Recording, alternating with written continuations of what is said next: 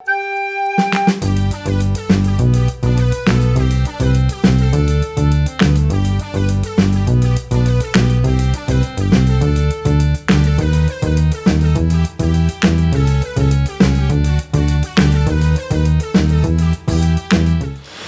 happy to be here with you again. I was here last week and was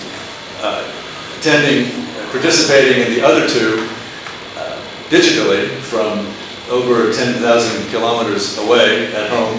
And this wonderful technology makes it possible for that to happen. So I think there are probably others who might be streaming this, either live at this time or will be watching it at another time. We really have taken a step up this year by using this technology that's available now at Uganda Christian University. So welcome to this policy lab. We at Africa Policy Center are dedicated to examining our public responsibilities through the policy-making process and through many other avenues to influence, to help shape, to be responsible in the world that we live in, and to bring godliness to all sectors of life to the extent that God enables us to do so. We're a small think tank here that is researching, working, advancing in many ways what we hope is God's agenda in the world that we live in this country, in East Africa, in the whole continent, and by extension, globally. That's our purpose, and that's why we're here together. Let me obey some of the protocols, which I neglected to do last week. I committed the most grievous error of all when I stood up last week and neglected to ask you to forgive me and also to welcome her. She will be with us for a few more days and then we'll return to the States, and I will stay on for a few more weeks after that. We're graced by the presence of our grandfather to APC, Professor Peter Bamba Joshua, Director of Research here at the university. So please welcome Professor Peter. And a special friend is with us here tonight. His lovely wife is not with him, but she... my wife has an MA in theology from Wheaton, not me. Oh, okay, excuse me. But I married her so that my theology might be checked and corrected. She is an Indian from North India. It is actually global trends in gender policy. Because Africa is being invaded from the West, and there is a war for the soul of Africa, soul of Uganda. So this discussion of gender policy is really engagement with that war. There will be many policy issues which will not be about the soul of Africa, but this is about the soul of the nation of Africa, because this is foundational, civilizational. Just at the beginning of this month, a court ruled in England that a Christian doctor, David McCann, was dismissed from National Health Services. In England, they have a National Health Services. He was assigned to the Department of Works and Pensions. So people who need pensions for whatever reason come to him for medical assessment. And a gentleman, 6 feet tall, bearded, came to him and demanded that Dr. David call him madam. So the doctor said that I've been working in this field as a physician for 30 years, and I'm afraid my conscience would not allow me to call a bearded, 6 feet tall gentleman a madam. The patient took it as an insult, filed a case against the doctor, and the National Health Services fired him, dismissed him from, he lost his job. He appealed. This happened in July. The appeal was rejected, and in fact the judge ruled that the doctor has testified that it is his biblical conscience, his conscience shaped by the Bible, that would not allow him to call a man a madam. So the judge ruled that his biblical faith is incompatible with human dignity. He's violating the dignity of this woman who is a transgender in her mind, his mind. And the doctor ought to respect it. And the modern policy of transgenderism must supersede his biblical prejudices, biases, vocabulary, worldview, etc. Now, this is a British case, but it has direct bearing on Uganda. One of the professors in Uganda was engaged by a UN-related agency to write a course on teaching Ugandan students respect for the confused Western genderism, LGBTQ, the lesbians and gays and bisexuals, transgenders, queer, etc., then how to teach Ugandan students. So she said, I'm afraid that this will not be accepted in Uganda, but I can certainly write a curriculum to teach students to respect, to love their neighbors who are confused about their sexual identity. So there are lots of people who are genuinely confused about their sexual identity, whether for biological reasons or psychological reasons or cultural reasons. And God loves them, and therefore we must teach our people to love and respect those you might disagree with very strongly, but you love the person, not their ideas, not their vocabulary, not their worldview necessarily. So she was hired and asked to submit a proposal, including the budget of what would it cost to create the curriculum, translate the curriculum, and promote the curriculum throughout Uganda. She submitted a budget of $8,000 US, and this African officer of UN related agency, she said that this looks very good. We have a deal, but just inflate the budget to $20,000 US. You will get your 8,000, I will get the 12,000. You do the work.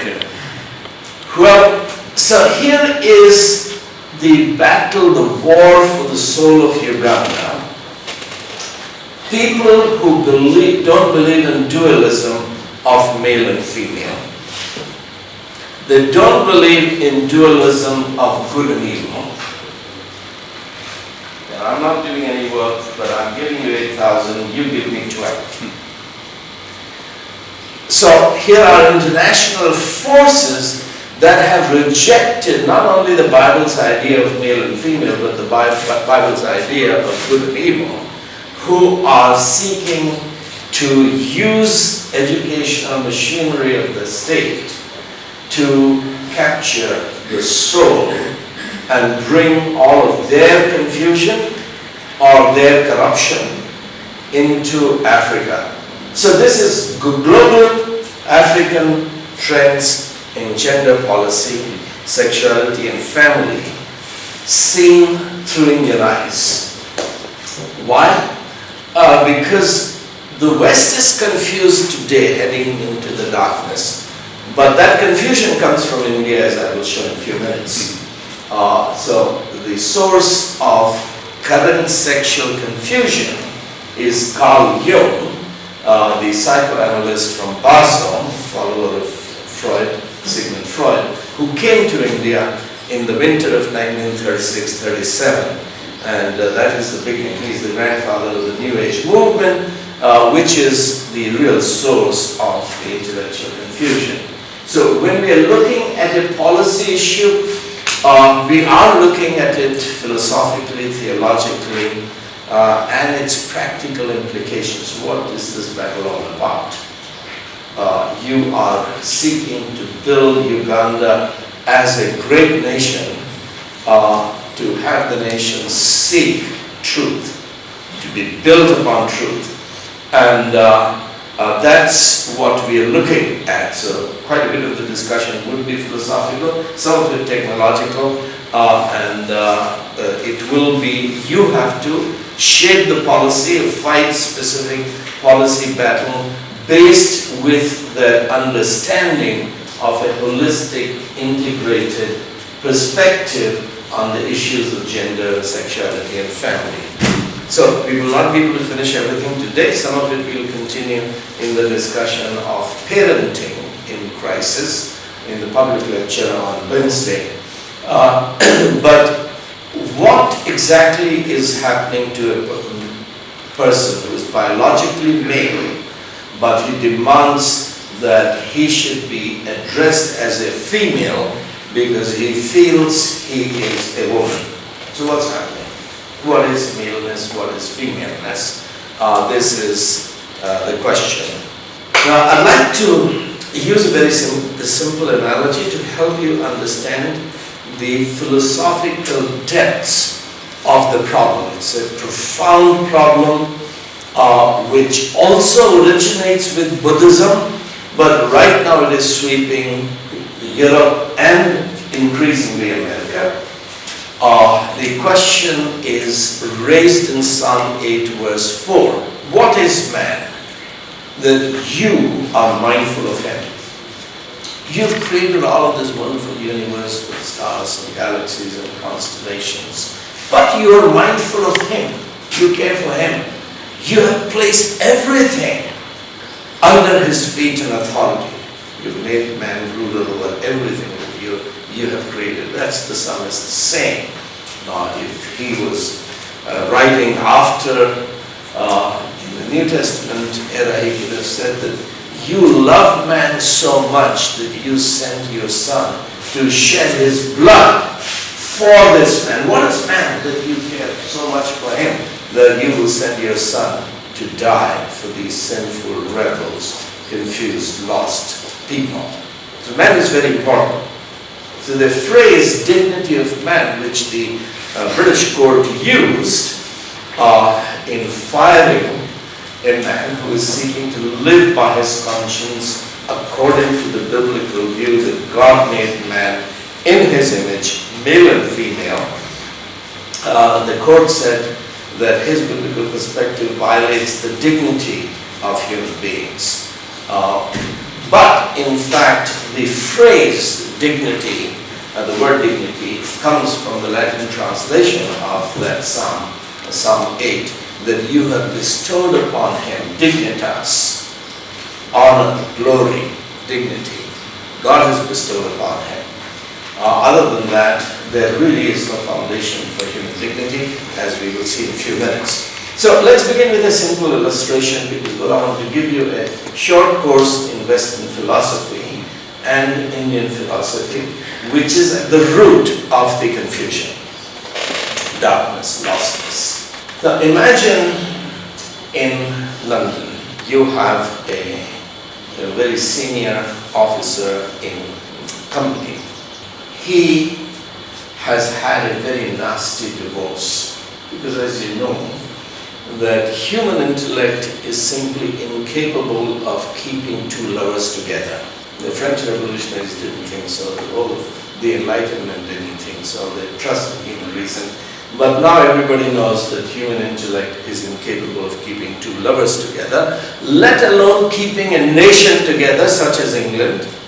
It's already splintered into many. The parliamentarians is splintered. Parties are irrelevant. Ideas are into many groups. And human intellect is incapable of keeping Democrats and Republicans together in America. America is at an intellectual civil war. When it will translate into actual war and become like Uganda, we don't know. 9 changes of power, transition of power, not a single one of them peaceful. Everyone through coup, through violence, and America is getting there. You're just ahead of America.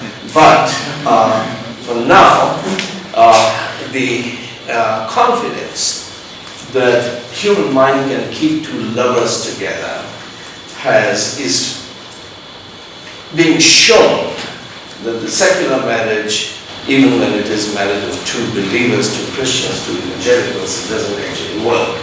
Because marriage is not evolutionary idea. It's not a biological idea. It's a supernatural idea.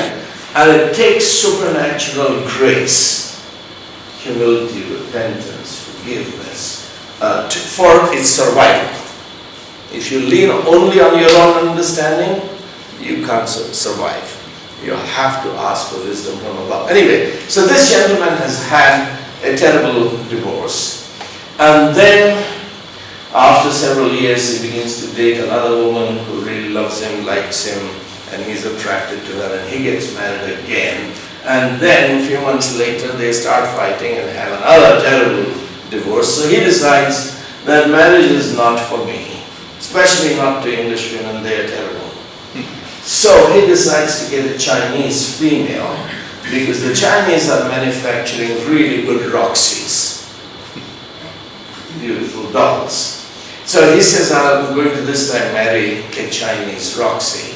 So he orders one online, because they can produce one just to suit exactly what kind of hairstyle and eyelashes and body, skin color and size that you want. So they can tailor-make a female just for you. So he orders one, and he decides this time I'm not going to go for formal marriage, because legally it's not required that I have a wedding ceremony with my new life partner.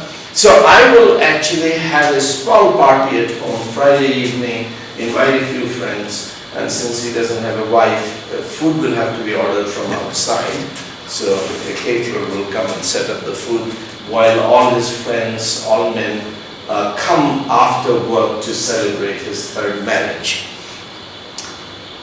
Well, as everybody is on their way, he gets a phone call from his boss that a mega multi-million dollar project or multi-million pound project has just come from China.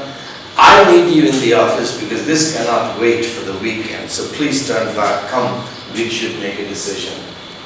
So he has to turn around and he calls his friends and tell him that I'm sorry, I have to go. But the food is there, wine is there, please go in, have a party, I won't be with you. So now on his own wedding night, he has to turn around and work. And it becomes very clear that he will not be back home before midnight. So he tells them, sorry, you guys lock the house and go. So while they are eating and drinking, they get a little bit too drunk. They decide that since the bridegroom hasn't come, let's at least look at the bride. So they open the box, and she is beautiful, stunning. Without clothes, of course, but clothes are there. She is very beautiful. And they decide to turn her on because the batteries are fully charged. And she begins to talk, and she's extremely seductive, better than any wife, and attractive. So they said, well, we might as well initiate her. Why should she have to be left alone because the boss has taken hold of her husband? So they go ahead and initiate her. The question, can she sue them, file a police case that she has been raped? Is she raped? Because they haven't bought her, they're not married to her. Have they violated her dignity? You're policymakers. What do you think? No. Why not? Because she's not a natural human being. She's not a natural human being. So, the word natural is the important one. She's an artificial human being. Well, she has artificial intelligence today. She can play chess and beat you. She can translate hundreds of languages. She has entire Wikipedia. So any question you ask, she can tell you. She can pass any exam with this mathematical Wikipedia knowledge base, etc. So she is brilliant, more brilliant than you. But is she a person, a human being, a soul or self? And you are saying she's not. Well, Saudi Arabia happens to be the first, most forward country that has given full citizenship to a robot. There is a bill pending in European Parliament right now that robots should be recognized as persons. Yes, today she has artificial intelligence, but what if 100 years from now she has biointelligence? Is she a person? She can't be a person because, one, she doesn't have that innate intellect that God created. And then God has created man in his own image, and he said man has been wonderfully made. And to me, a robot is just another thing altogether. I don't think. So what God created is person, what man creates is not. But every university in America, England, all over the world is saying that God never created human beings. We evolved in the northern jungles of Uganda from the apes who are still there. That's what they are teaching. Ugandans may not believe that, but everybody thinks Uganda is where all of us came from. So, the question, what is a person? You are saying that God breathed His breath, His soul, His spirit into Adam, and he became a living soul. He is a person made in God's own likeness. The machine can be very sophisticated, can do things, run much faster than I can, and have a lot more strength than I do. But just because they are faster, stronger, can solve mathematical problems much faster and much bigger problems. A machine is, you are saying, is not a person, because machines produce, we create, there's a choice involved. And we create what we choose to create. Even photography is a creative art. The photographer is making a decision about the angle, the light, the size, etc. So we are creative creatures made in the image of the Creator. Machines are productive creation. They can produce things much better, much faster, much neater than we can. But machines are not made in the Creator's image as a living soul. Now this is a philosophical, theological perspective which is informing your policy.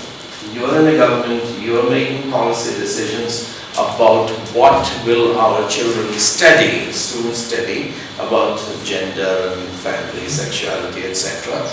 And but as a policy maker, you are bringing your theology, as are they. So let's pursue this a little bit more. Suppose Roxy looks like a woman, talks like a woman, she has all the female organs. But you take her feminine chip out of her memory and insert a masculine chip.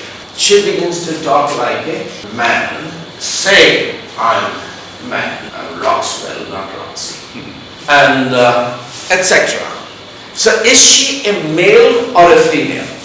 Now that she's in all her conversation, her belief, her talk, she is talking as a male. Is she a female or a male? Body is female, but she, whatever that means, or it, is she a male or a female? Sorry? She's none of that. She's transgender.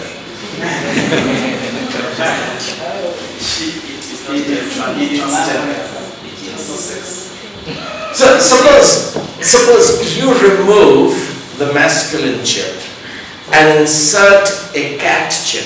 Now she's a cat woman. Like a cat, she scratches like a cat, she bites like a cat, and she wants to be purred like a cat, etc.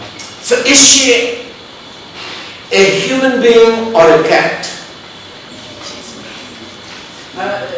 She becomes a cat because I think we are, because of the content, not the shape or the frame. Okay, so someone created the chip and implanted it in your body, and your culture, your parents, your teachers, your friends, they implanted a male chip in your brain. So you talk of yourself as a male, talk of yourself as a female, feel as a male. That your maleness and femaleness is a cultural construct, a linguistic construct. That is in fact what postmodern philosophers, Jacques Derrida, Michel Foucault, etc., they're saying that your gender identity is a linguistic construct, but in fact they're going much deeper, personhood, that you're not a machine, you're a person, you're not a robot, artificial or bio-robot, but you are actually a person. You have a soul, which the robot does not have. That's what you're saying. Now that's a philosophical idea. Can you prove that you are a person, a self, a soul? What is soul? So the heart of the problem of the darkness and confusion of the West is not gender, is it male or female. The confusion is much deeper, metaphysical, philosophical. Is a human being a person, a self, a soul, a permanent entity, an immortal entity, valuable, with dignity? Where does this idea of dignity come from? Whole of the Western Enlightenment, which underlies all the universities, Mangalwadi University, everybody else, it begins with René Descartes. A rationalist philosophy, the age of reason. The phrase was coined by Thomas Paine later, but the reality was born with Descartes' dictum. Descartes says, I doubt that God exists. It's a perfectly rational statement. Anybody can doubt that God exists. I doubt that the world exists. Well, every Hindu sage, enlightenment thinker thinks that the world is an illusion. I doubt that you exist. Actually, I'm in bed dreaming. You don't really exist except in my dream. I doubt that I exist. Is that possible? Is it logical? No. The first 3 or 4 are logical statements. I doubt God exists, world exists, you exist. But when I say I doubt that I exist, Descartes says that is contradiction in terms. That cannot be true. My skepticism cannot be true at that point, because when I say I doubt it, I exist, I am thinking that I may not exist. I am thinking means that I exist. So his first dictum is, I think, therefore I am. I think, therefore I am. The philosophers who follow him, such as Scottish philosopher David Hume, he says, wait a minute, no. You think you're being rigorous, mathematical in your philosophy and logic, but actually you're quite confused. You have made a basic logical fallacy.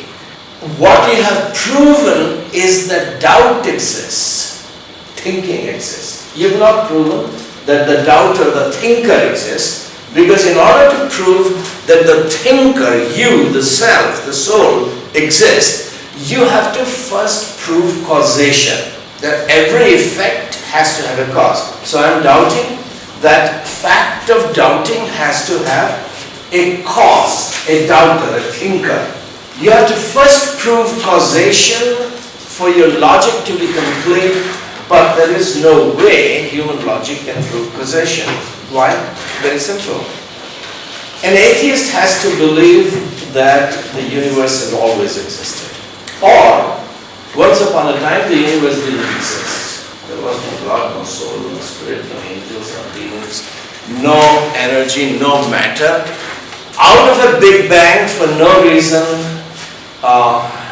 no cause, the whole universe came into existence. So if the universe can exist without a cause, either as an eternal entity or as an entity that begins with a big bang. If the universe can exist without a cause, why can't thinking exist without a cause? Why can't doubting exist without a cause? So, yes, doubting exists. You are doubting that God exists, the world exists, that you exist, that I exist. But what that proves is that doubting exists, not that the doubter exists as a soul, as a self, as a person, as an immortal, precious entity. All knowledge, Hume says, comes to us through our eyes and ears and nose and touch and smell and taste. That's called empiricism. The empirical experiences give us the information that the brain processes and turns into knowledge. But unfortunately, I cannot see your soul, and I cannot touch your soul, and I cannot hear your soul, and I cannot smell or taste your soul. So I have no empirical way of knowing that you exist as a soul. I can touch a Roxy, and I can touch you. Body exists, yes. Matter exists, physics and chemistry exist. But the soul exists can neither be proven through logic nor through empirical experience. So, Western philosophers tried for centuries to get away from this dilemma that how do you know that you exist as a soul? What makes you different from a Roxy? That you are a permanent, precious, immortal soul. How do I know that? I have no way of knowing it. Now this is extremely important as you participate in policy decisions, because those UN officers are interested in $12,000.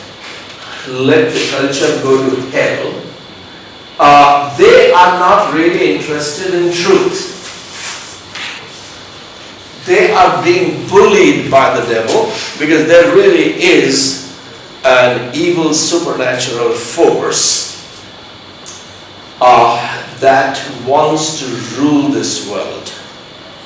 Why is it that Uganda cannot have a civilized transition of power? That you cannot have political and bureaucratic leadership which is corruption free? But this is because a devil really exists, and he really wants to rule this world. Evil exists. You experience it. How to fight it is part of what the Your Policy Institute is all about, but we are sticking with the gender confusion and its relationship to sexuality and family, because when we come to Wednesday talking about parenting, why is abortion something for which 12 presidential candidates in America today will fight for, including Elizabeth Warren or Kamala Harris or others, that we must defend the right to abort babies because the baby has no soul, even after the baby is born. What is soul? If your soul, yourself, is a cultural linguistic construct, then the child has not yet developed an identity of self. That is why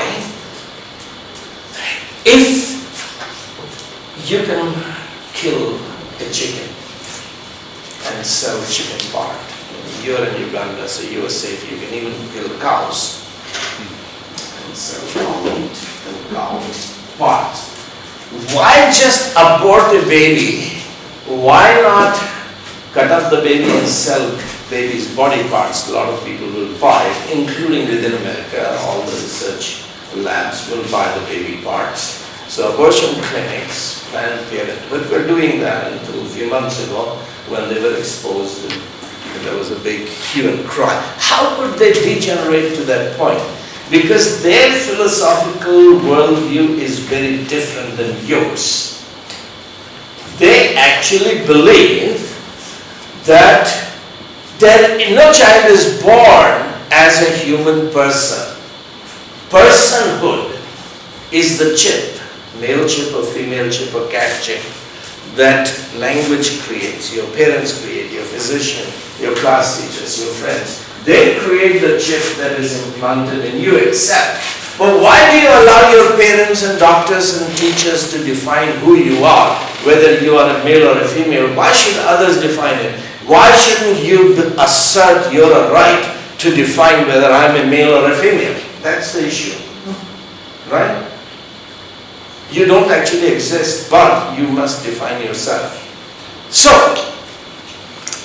as we begin to analyze, and you will have these fierce discussions as you become part of policy-making teams, whether from bureaucratic angle, or intellectual angle, or political angle, when you are discussing that Satan wants to have the soul of Uganda, and you are having to fight for God's will to be done in Uganda, you have to understand that your opponents have been brainwashed by universities controlled by the devil. The highest, the best universities, much better funded and with much better teachers. But however, the devil has taken control of those universities that you don't exist. You are an artificial construct of language, of culture.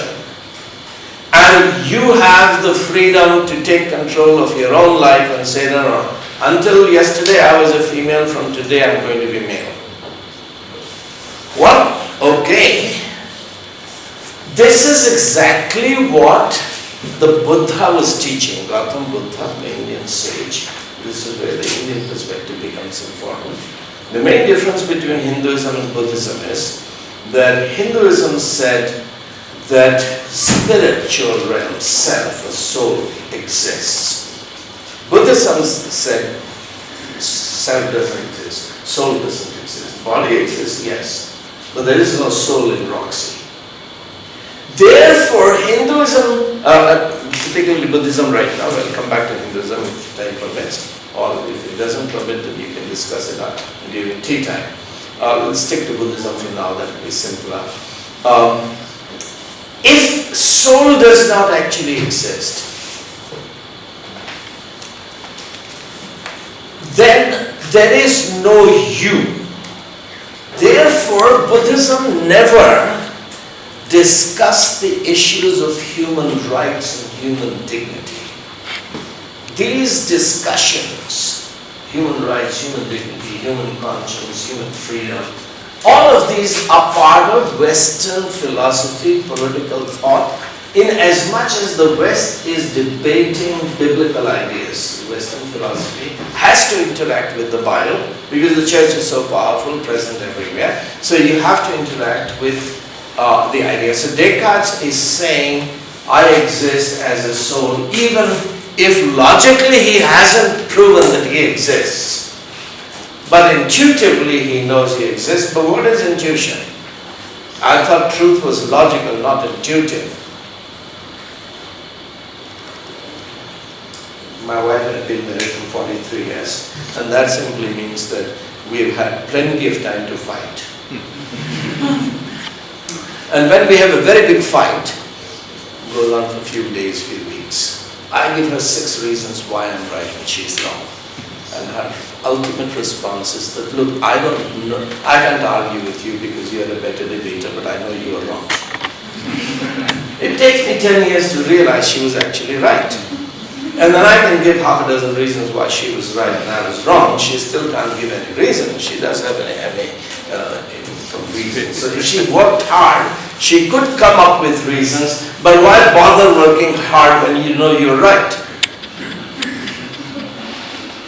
Well, my brain is hardwired, the left brain, to think mathematically, logically, evidence. her brain is hardwired to be intuitive, imaginative. Why should my logic have superiority over her intuition? The problem is that sometimes my logic is wrong, sometimes her intuition is wrong, and sometimes we are both wrong at the same time. And then we need our 6-year-old granddaughter to tell us what is right. We can have an insight. But what is that insight? What is imagination? What is intuition? This takes the whole discussion to the realm of spirit. So I mentioned at the outset that the current gender confusion in America, globally, comes from India, and it begins with Carl Jung's visit to India in the winter of 1936-37. Jung is a follower of Nietzsche. Nietzsche, the German philosopher who declared God is dead, Western philosophy has killed God. Nietzsche is building, Freud is the father of psychoanalysis in Vienna, which is in Austria, and he is building his psychology, worldview of psychology, on Nietzsche's atheism. Atheism doesn't mean God doesn't exist. Atheism means you don't exist. Because if God doesn't exist as a spirit, as a spiritual being, you can't exist as a spirit. You are just a bio-robot. Right? If God doesn't exist as a spiritual entity, you don't exist. You can't exist. And Nietzsche and all the God and harmony of spirits. So what's wrong with this patient? Well, what is wrong is that when she was a little girl, she had a crush on her father, but the father was sleeping with the mother. So she had to repress her sexuality.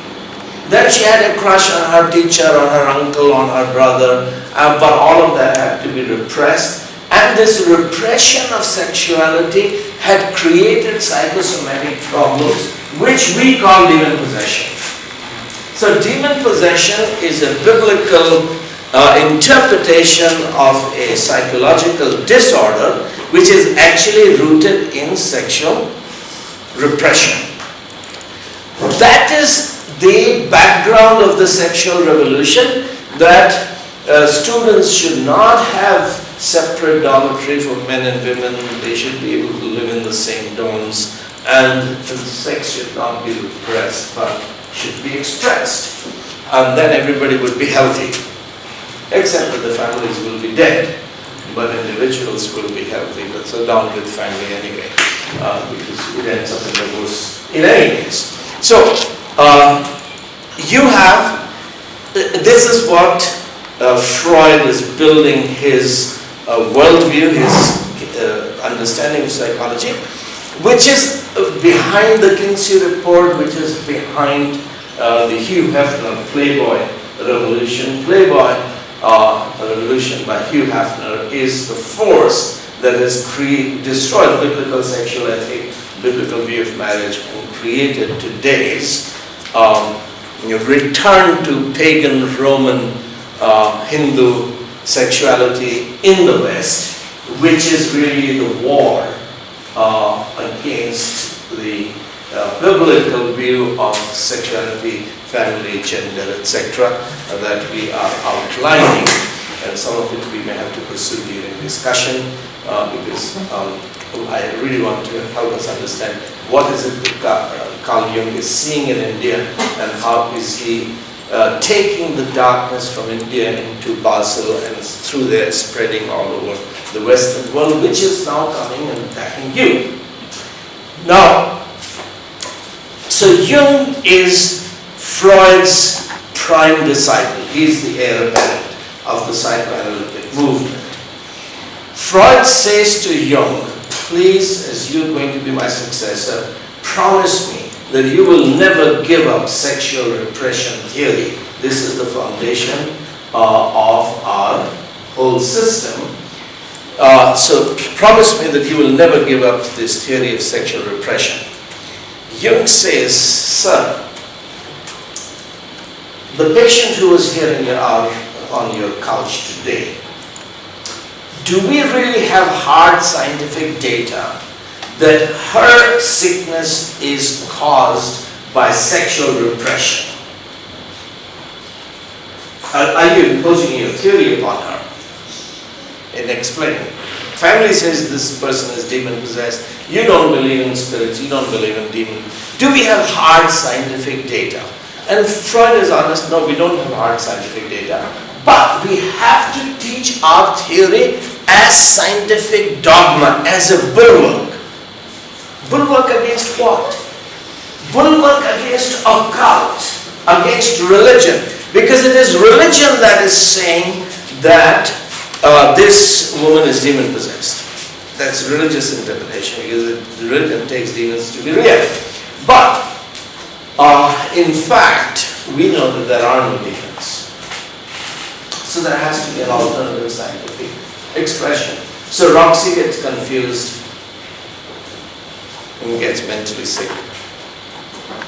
We won't go there. So let's say that once Jung realizes that Freud is imposing upon the scientific world, therapy world, a worldview which is a belief is not resting on solid scientific evidence. Jung says that actually Freud is occult. He is promoting a theory for which he has no proof. So they part completely. Jung begins to explore the realm of spirit, self. His father was a minister, but he decides to look at how other cultures who were not influenced by the Bible, how they have understood these problems of human self. What is man? What is soul? What is spirit? What is person? What is self? And he goes to India because Hinduism had developed very sophisticated philosophies that everything is God, Brahma. There is a universal. Freud has talked about personal unconscious, conscious and subconscious mind. Jung takes it further down to collective unconsciousness. We actually all have one soul. There is only one soul. This is the ocean, infinite ocean of consciousness. We are all drops in the ocean. There are waves in the ocean, but those waves have no individual existence, identity. They are all part of the ocean. The individuality is an illusion. So this idea of Brahma, one universal collective consciousness, has profound implications. This is my last major point, so if you're waiting for tea, just bear with me for a few more minutes. Christian marriage presupposes a particular metaphysics, and that is that I am male, I'm finite, I'm not female. I need my wife to be complete. So Christian marriage presupposes my finiteness. I'm male, I'm not female, so I need my wife to be complete. It's not good for man to be alone, even if marriage is hard.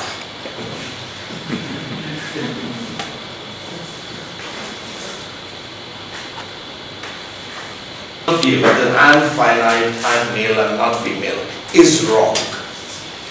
I'm actually infinite. I'm God, I'm Brahma. Then marriage is a hindrance to my enlightenment. That's why every Hindu, every Buddhist who wants to be enlightened has to renounce marriage. Mahatma Gandhi renounced his wife when he was in South Africa because he was seeking enlightenment. So every Hindu, every Buddhist, Buddha himself renounced his wife and his son when he was seeking enlightenment. Because to remain married is to affirm your finiteness. But to seeking moksha, nirvana, salvation is to want to experience your infinity, that you are one with everything. So,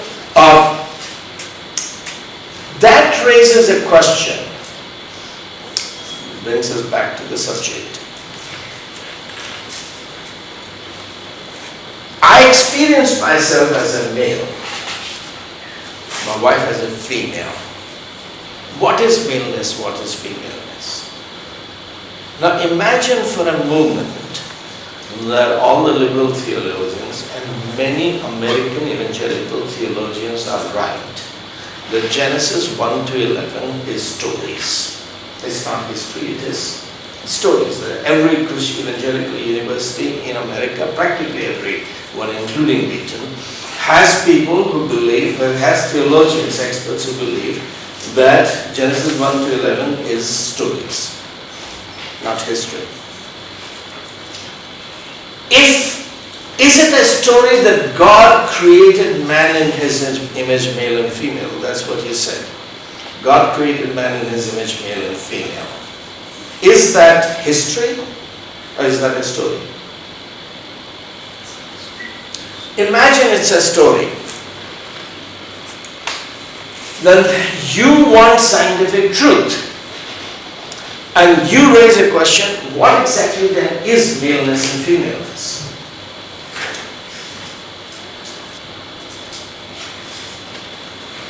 Hindu metaphysics is very different than the biblical view. Tantric view, which is there both in Hinduism and Buddhism, is that because you are complete, you are not female, you are not male. Maleness and femaleness is in every one of us, and this is what Carl Jung is learning. In every man, at the base of the spine, there is a psychic energy called Kundalini. Like serpent, when it is sleeping, it is coiled up. That's how Kundalini energy is always dormant. It's female energy, but it is there in every man. It is coiled up, it is dormant.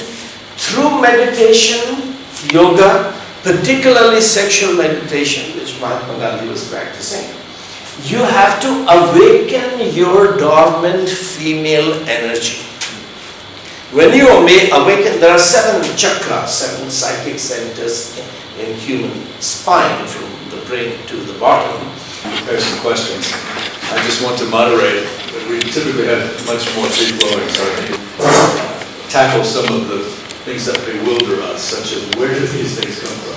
How would anyone begin to think this way? And in a place like Uganda, it's ridiculous to many, the idea that a man would want to be a woman and a woman would be a man. And you have to see that as ways of thinking change and are even imposed or forced, then they come upon us, and before we know it, we're thinking that way. I wonder if I might trouble you just to repeat 2 or 3 terms that you use that some might not be familiar with, and simply give us maybe a brief definition that will help the discussion.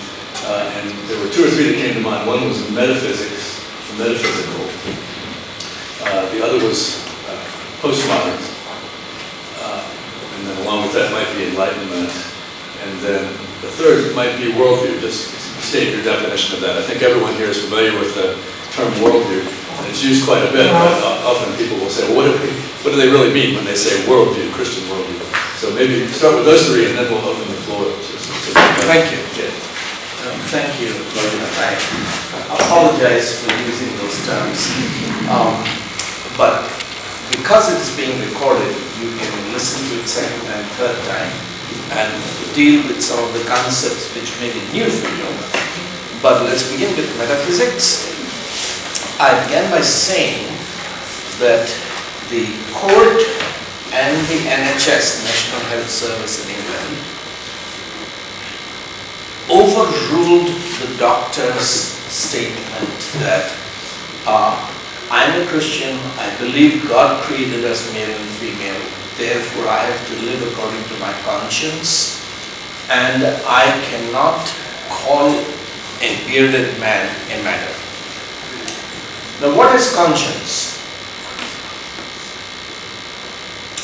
You're a medical doctor in England, you have all the best machinery there. You take all the x-rays, all the ultrasound, all the MRIs and all the scans, including CAT scan. Where do you think you will find conscience? In the head or in the heart or in the pancreas or lungs? Where is conscience? So you'll find a gland called conscience? It occupies there. Sorry? That's why it's occupies, that's why it sits in the head. Because Which part of head has conscience? the same part that emotions are. And which is that part? Any science students here? Well, unfortunately, the health services have been looking at human body, every part of human body, and they haven't found anything called conscience. There is no organ in human body called conscience.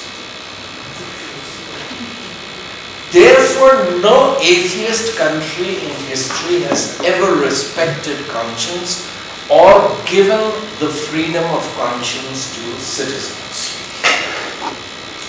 Conscience is part of biblical metaphysics. That is, biblical view of who is a human being. Human being made in God's image. So Roxy can actually sleep with 6 guys and her conscience wouldn't bother her. Because she doesn't have it. It's not part of, conscience is not a physical organ. It is an aspect of human soul made in God's image. Now, what this tells you about the policy is, conscience is part of the Bible.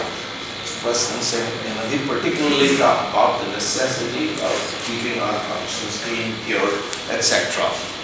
What is conscience? Now, it came as a big force in European history when Martin Luther said to the emperor, to the Pope, to the church, to the university that I'm sorry, I'm not going to recant anything that I have written.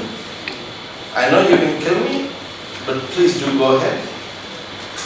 My conscience is captive to the Word of God. What my book is expressing is what my conscience says. Now, should the state respect the conscience?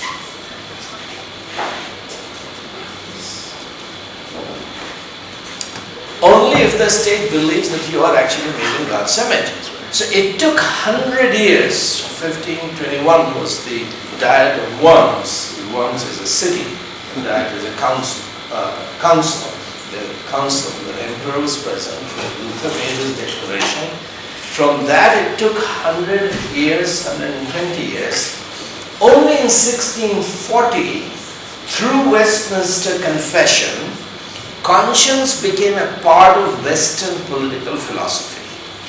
So Westminster Confession has a whole chapter, chapter 20, on conscience. That the government must respect the conscience of every citizen, because, this is the public policy, because the citizen is not a possession of the state. State doesn't own the citizen. State exists to serve the citizen. A citizen is a property of his creator. This was a whole policy debate which is civilizing Europe, but it is based upon the assumption that a human being is made in God's image. He has a faculty called conscience. Conscience is not a physical organ. Therefore, atheists don't believe in conscience. There is no free press in North Korea or Venezuela or China, any atheist countries. But now England, which brought the idea of conscience, which is part of Christian metaphysics, that is theory of being. Who's a human being? If this verdict is being appealed, but supposing the Supreme Court decides against the doctor, then that's the end of Christian England.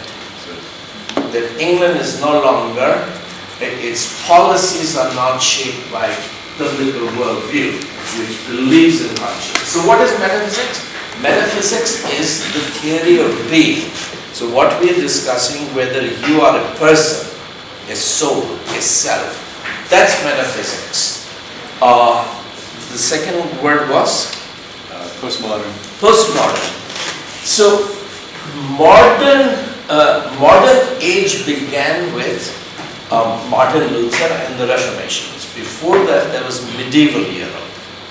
In Europe, there was medieval Europe. There was ancient Europe, the Greco-Roman world, barbarian world, which had no Christian influence. And then came the Middle Ages, which Europe did become Christian, but not biblical. Very much like Uganda. Uganda is Christian, but not yet biblical, because you aren't really studying the Bible as a worldview and applying it to your public policies. Private life and public policy. Most of the Bible study is for your private devotional life. It's not about shaping your nation's policies. That's what Europe was. Those are called Dark Ages. But as the Bible became an open book, that began to end the Middle Ages and begin the modern world of freedom, including individual freedom, free press, economic development, free market economy, democracy, etc. All of that came. Now, once the Enlightenment picked up momentum, Enlightenment was an intellectual movement which began as a Christian movement. Most of the early Enlightenment people, particularly in Scotland, they were Christian. Some of them, what they did was, the Bible opened the Western mind. But then some people decided that we are not going to believe the Bible, we are going to believe our minds. So the emphasis shifted. The St. Augustine, 1500 years ago, and people like Martin Luther and Augustine and monks, St. Augustine has taught that the difference between an animal and a human being is that human being is made in God's image. What is the image of God? Mind. Mind is the supreme gift of God to us. That's what makes us different. So to be godly means to cultivate your mind. If you are going to become an innovator, a creator, you have to cultivate your mind. So Augustine wrote the curriculum of education, which was taught for 1,000 years in Europe. It was Augustinian monasteries that grew into universities. So Oxford, Cambridge, these were Augustinian monasteries. There is an Augustinian monk. They are developing their mind. Not all the European monasteries are becoming universities, but those that are cultivating the mind, they become the universities. But then the universities are taken over by the devil, by the mistake of the philosophical mistakes the church made. So they took the modern world which the Bible began and made it into modernism, which said we are going to believe only the human mind, not God's revelation. So modernism was the last phase of modern age, where they accepted biblical values, the fruit of biblical Christianity, without the roots. Yes, all human beings are equal. How do you know? Oh, this is self-evident. This is derived from our common sense. So this became modernism. Yes, the Bible taught equality. That is what the priesthood of all believers meant. But we cut it away from the Bible. We take the fruit, not the roots, not the biblical worldview, not the faith. And then all those roots are drying up. So now you have a postmodern world which is rejecting the biblical ideas. So the fruit is there. The human rights. This was a Bible's idea. You cut it away from Bible, the child that is born has no. So if the parents decide to cut up the child's body, abort it, sell the baby parts. This is postmodern because now you're giving up the notion that the child is a human being made in God's image, precious, valuable. We exist to serve that child, not to sell that child. So postmodernism is now a philosophical movement with overt policies and practices which are destroying the world that the Bible had created. So why should a man have only one wife? You're happy with one wife, good for you. I need 4. Why can't I have 4? I'm not taking any of yours. Well, sometimes I'm attracted to women, sometimes I'm attracted to men. Why do I have to marry only one man and only one woman? Why can't I marry both a man and a woman? And why does it have to be just the 3 of us? So everything has to change because the idea that one man should have only one wife, this is not an African idea, this is not an Indian idea. This is the Bible's idea, rooted in the fact that God made one Eve for one Adam. He didn't make 70 whos in paradise. And he didn't make 4 women, he made one Eve.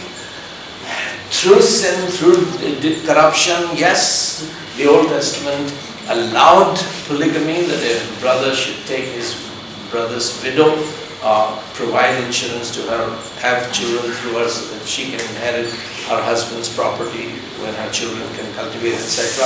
But that was not ideal, that was adjustment to a fallen world. The ideal was that a mature Christian should have only one wife.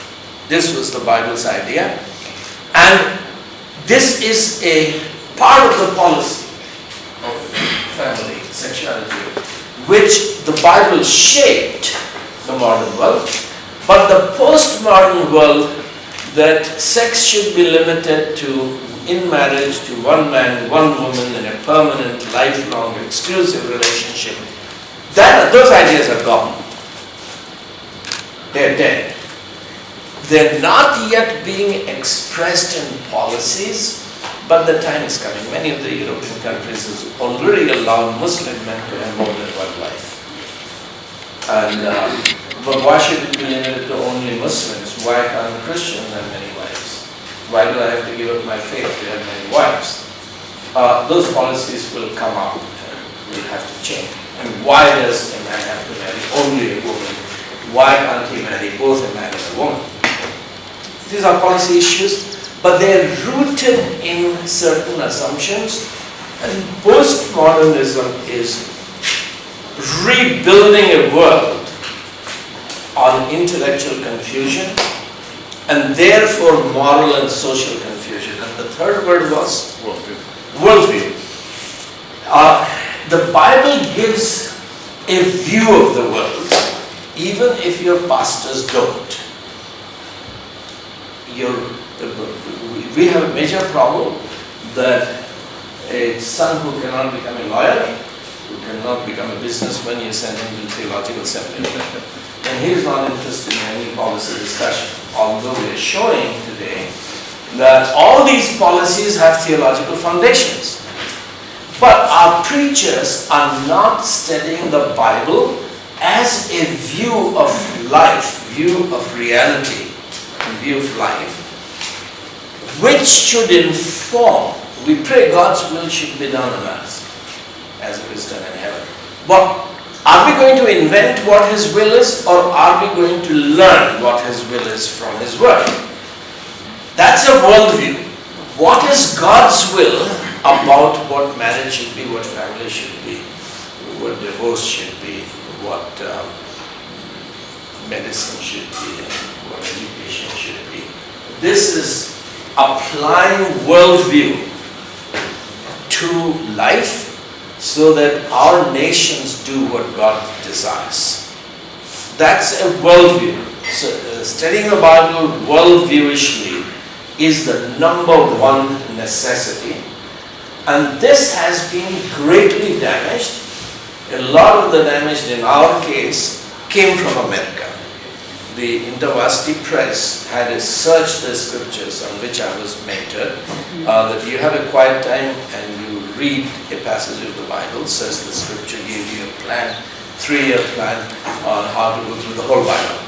But one day you're reading here, evening you're reading there, morning you're reading here, evening you're reading there. You never read the Bible as a whole, as a book to shape your worldview. You read the Bible only to shape your personal devotional Christian life. And so this problem that American Christianity had lost vision of the Bible as a God's revelation that gives us a view of reality, view of life. That is a worldview, and that is what has got to be recovered. We have to read Bible every day systematically to see its worldview and then apply it to everything. Thank you. That's very thorough, very good. All of you who are out there teaching foundations, I think you're taking very good notes, right? I want to show this in your course. A number of these are instructors in those foundations courses, and this is a very, very clear picture. Now, in this country and all across Africa, all of these issues are being debated. Marriage and divorce bill reform is on the table. Proposals to liberalize abortion are on the table. Comprehensive sex education is on the table. Laws of inheritance, which get to this. Who can actually inherit property and whether equally or not. Polygamy is very alive in this culture. For some reason, East Africa has held the line against homosexuality. And for what reason? The discernment seems to be that it's more a level of disgust than real grasp of metaphysics, but that's to be considered. But I know there's a lot of questions for you here, and maybe some who have specific policy issues or concerns that they'd like to take up in this framework.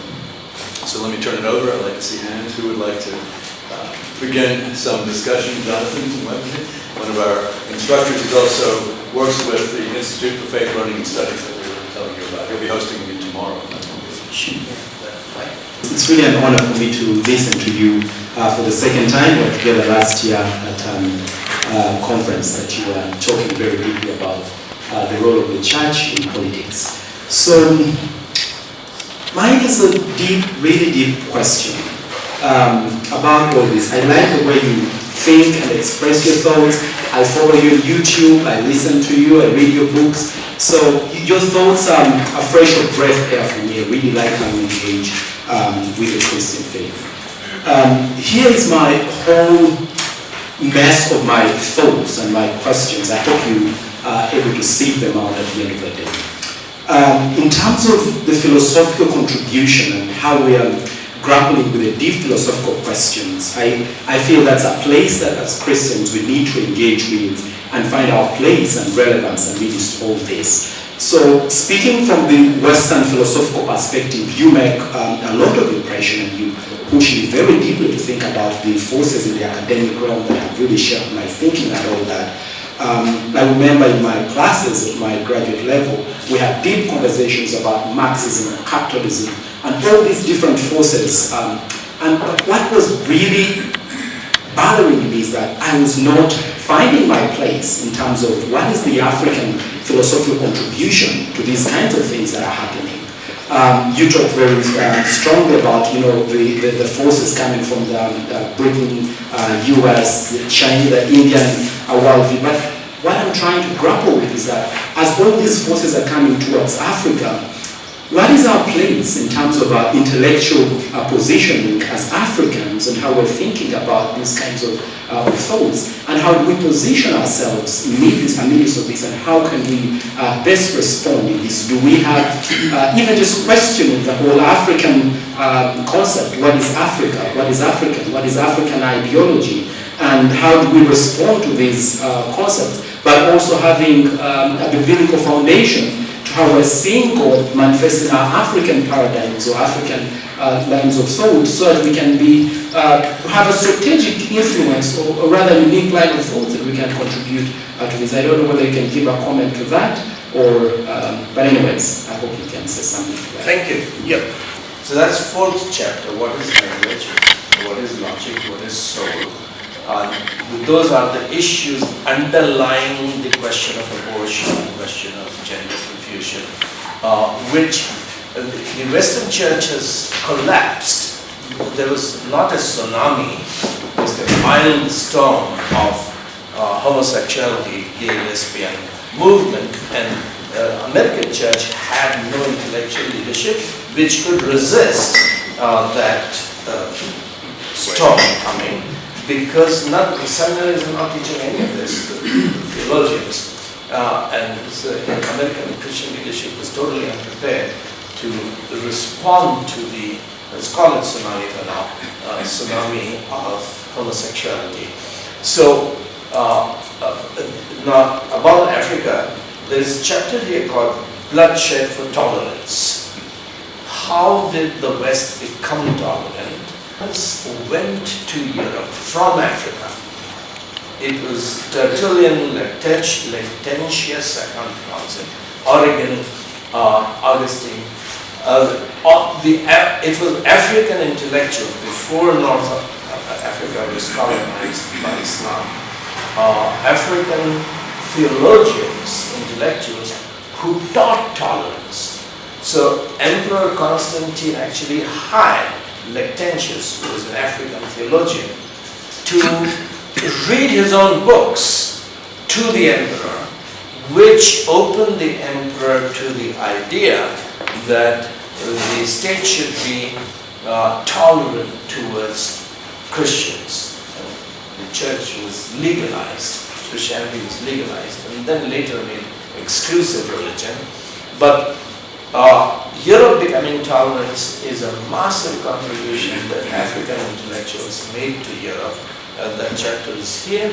So instead of going more into detail, I will answer your question that Africa has already contributed some of the most important things to the West. We lost it along the way. It's now your job to recover, and instead of just receiving from the West or the East, you begin to give the right. Just read the first 10-15 pages of that chapter on bloodshed for martyrdom to help you recover the African self-esteem, the intellectual strength of the African church. I'm called Eliam Ishiriza, and I'm also a teacher. My question also is linked with Jonathan's. What can make us think that the church or Christianity is the best force against Western ideas of socialism? Because over years we have seen the church being more influenced by society than the opposite. In fact, in Africa, we see the church is the medium of Western culture, through singing and worship style, language. The church is at the forefront of bringing Western cultures. Where can we think of our African cultures and traditions to be the best wall against secularism and Western forces? For example, Uganda's position against homosexuality, I don't think it is inspired by Christianity, but not really grounded by Christianity. So where can we think of interpreting African ethnic beliefs as a force against the wave of Western secularism? Yeah. Well, it was the most powerful civilization for the last 500-600 years, 700 years.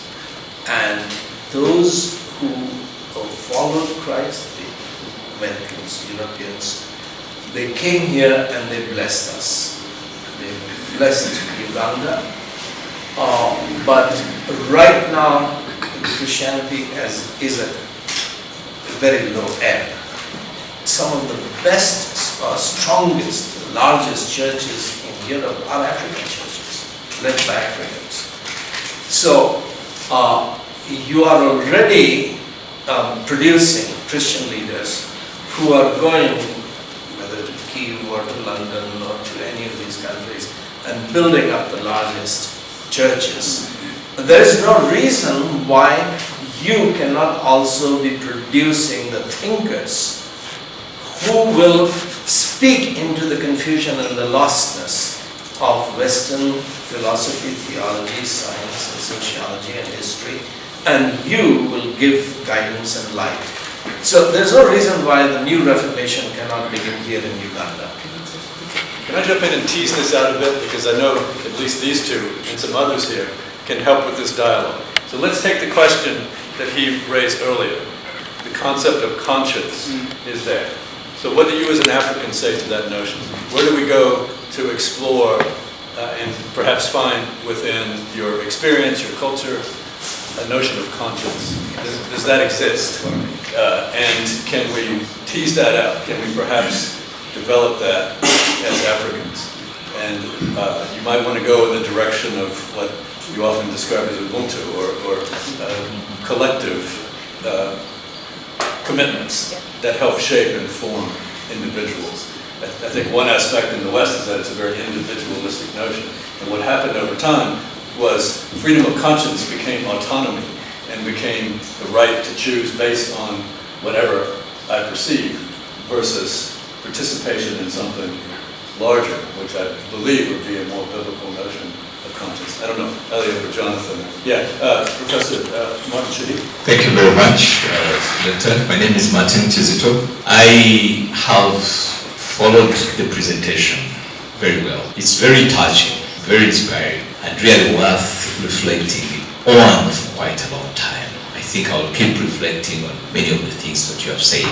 But just to try to respond to the issue at hand, the African response to this kind of what is going on, as we have heard. I think right from the beginning, the Africans realized that an individual is extremely weak. And this idea of culture and the social construction of who an individual is was probably aimed at creating a powerful force that can protect this individual in society where he belongs. So they try to create what they think is socially acceptable and probably defend and protect this weak individual who cannot single-handedly make maximum use of what we call the conscience now against the forces that are encountering that individual. And I'm saying that because it also touches one of the statements that you made, which I've continued to reflect on as the presentation went on. And it said, as man, you are born with everything, right? And you can create yourself and not allow society or culture to define you. And I was trying to reflect, when we have been facing this powerful force of lesbianism and homosexuality from the West, what has actually helped us stand and attempt to resist it has been two things. One has been the culture. This is outside our cultural context. Two has been the Christianity. And this is what has collectively held us together as a fiber in Uganda to say no against some of these practices. From your presentation, The two individuals whom you gave their cases, one a doctor and the other person who was asked to present a budget, the other lady. If I try to relate their operations within the police, they did not sit to formulate the policies.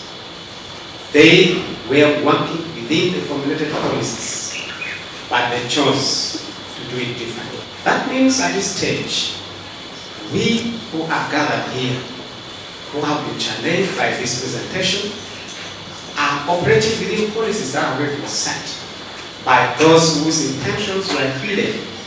It begins with me, who is here. How am I going to operate within that policy space? What difference am I going to pull out before I have an opportunity, if I may, to sit in the formulation process of the policy? And remember, in the process of formulation of the policy, I may be the only one whose intention is clear against 100 or 1,000. So, operating with the policy with a difference is my choice.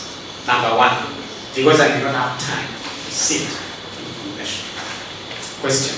Okay, maybe another encouragement. When we talk about church, what is the church to me? We are at Uganda Christian University in Kono, which is a humble church.